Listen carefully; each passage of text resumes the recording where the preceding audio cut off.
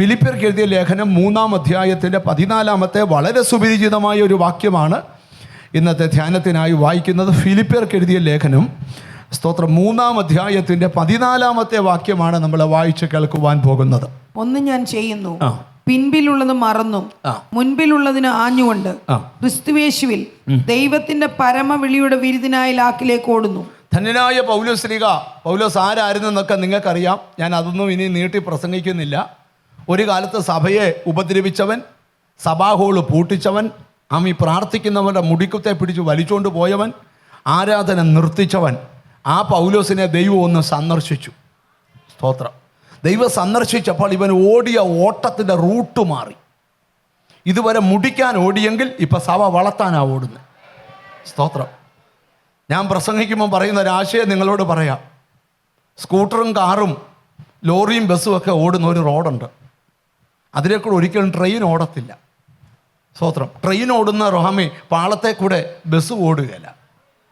Bus ഓടുന്ന റോഡിൽ കൂടെ ട്രെയിനും ഓടുകയില്ല. എന്നാൽ ബസ്സും ട്രെയിനും ഓടുന്ന പോലെ അല്ല ഫ്ലൈറ്റിൻ്റെ റൺവേ. അവിടെ ഫ്ലൈറ്റ് മാത്രമേ ഓടൂ, വേറൊന്നും ഓടുകയില്ല. അതുകൊണ്ട് ലോകത്തിൽ മനുഷ്യർ ഓടുന്ന പോലെ അല്ല ദൈവമക്കളുടെ ഓട്ടം. അവർക്ക് ഓടാൻ ഒരു പ്രത്യേക ട്രാക്കുണ്ട്. അതിനകത്തൂരി അവിടെ ഓടത്തുള്ളൂ. ഇവിടെ പൗലോസ് ഈ 14-ാമത്തെ വാക്യത്തിൽ സ്തോത്രം വെളിപ്പെടുത്തുന്ന 3 കാര്യങ്ങളുണ്ട്. ഒന്ന്, ഞാനൊരു ഓട്ടക്കളത്തിലാണ്.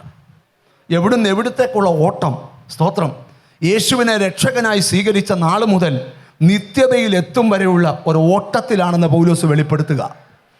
ആ പൗലോസിൻ്റെ ഓട്ടത്തിൻ്റെ പ്രത്യേകത, പിമ്പിലുള്ളത് മറന്നിട്ട് മുമ്പിലുള്ളതിലേക്ക് ആഞ്ഞോണ്ടാ ഓട്ടം. എന്നിട്ട് പൗലോസ് പറയുക, ആ ഓട്ടം എവിടാന്നറിയാമോ? ക്രിസ്തുയേശുവിൽ പരമവിളിയുടെ ലാക്കിലേക്കാ ഓട്ടം. എന്നിട്ട് പൗലോസ് പറയുകയാണ്, ഞാൻ ഒന്നും പിടിച്ചിട്ടില്ല, പിടിക്കാമെന്ന് വിചാരിച്ച് ഞാൻ ഓടുക. ഈ ഓട്ടക്കളത്തെ നമ്മൾ പഠിക്കുമ്പം ഓടി തളർന്നവരുണ്ട്, ഓടി തകർന്നവരുണ്ട്, ഓടി മടുത്തവരുണ്ട്. സ്തോത്രം. തളരാതെയും തകരാതെയും മടുക്കാതെയും ഓടണമെങ്കിൽ എന്തോ ചെയ്യണമെന്നാണ് ഇന്ന് ബൈബിളിലൂടെ പഠിക്കാൻ പോകുന്നത്. ഞാൻ തുടക്കത്തിൽ പറയുക, ഒരു ദൈവവൈദ്യൻ്റെ ആത്മീയ ജീവിതം തോറ്റല്ല, ജയിച്ച ഓട്ടം. സ്തോത്രം. ഈ ഓട്ടക്കളത്തിലെ ഒരു പ്രത്യേകത പറയാം. യിരെമ്യാവിനെ ഒരിക്കൽ ദൈവം പ്രവാചകനായി അഭിഷേകം ചെയ്തു. യിരെമ്യാവ് പറഞ്ഞു, സ്തോത്രം, ഞാൻ ബാലനാണ്, എനിക്ക് പ്രവചിക്കാൻ പറ്റത്തില്ലെന്ന് പറഞ്ഞു. ദൈവം പറഞ്ഞു, നീ ബാലനെന്ന് പറയരുത്, നീ പ്രവചിക്കണം. അങ്ങനെ പ്രവചിക്കാൻ ഇറങ്ങിയപ്പം അത്ര സുഖമുള്ള പ്രവചനമൊന്നും അല്ലായിരുന്നു. മാനസാന്തരപ്പെടണം, മടങ്ങി വരണം, കൊണപ്പെടണം, അരുതാത്ത വിഗ്രഹങ്ങളെല്ലാം എടുത്തു മാറ്റണം, ഇതൊക്കെയായിരുന്നു പ്രവചനം. അപ്പം അങ്ങനെ പ്രവചിച്ചുകൊണ്ടിരുന്നപ്പോൾ ഈ പ്രവചനം കേട്ടവർക്കെല്ലാം ദേഷ്യം ഉണ്ടായിട്ട് പുള്ളി അടിക്കുകയും ഒക്കെ ചെയ്തു.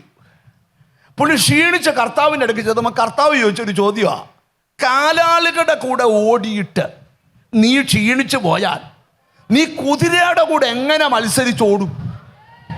സമാധാനമുള്ള ദേശത്ത് നീ നിർഭയനായിരുന്നാൽ യോർദാൻ്റെ വൻകാട് വരുമ്പോൾ എന്തോ ചെയ്യും? എലിയാവ് ചൂരച്ചിട്ട് നള്ളി കിടന്നുകൊണ്ട് പറയുക, കർത്താവേ, എനിക്ക് മരിച്ചാൽ മതി. എന്തുവാ കാര്യം? സ്തോത്രം.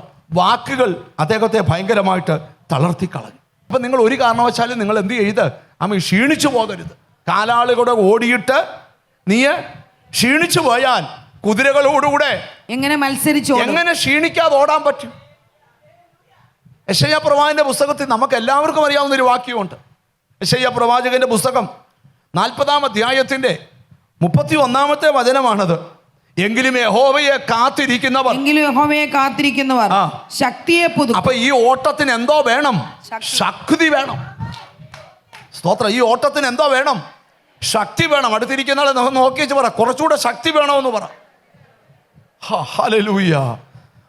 ഇന്ന് പകൽ പ്രാർത്ഥിക്കുന്ന നിങ്ങളോട് ഞാൻ ദൈവത്തിൻ്റെ ദൂത് പറയാം, നിന്നെ വിടത്തില്ലെന്ന് ഏതൊക്കെ ശക്തി വാദിച്ചാലും നീ ദൈവത്തിൻ്റെ ശക്തിയാൽ ആ പ്രശ്നത്തെ ജയിക്കണം.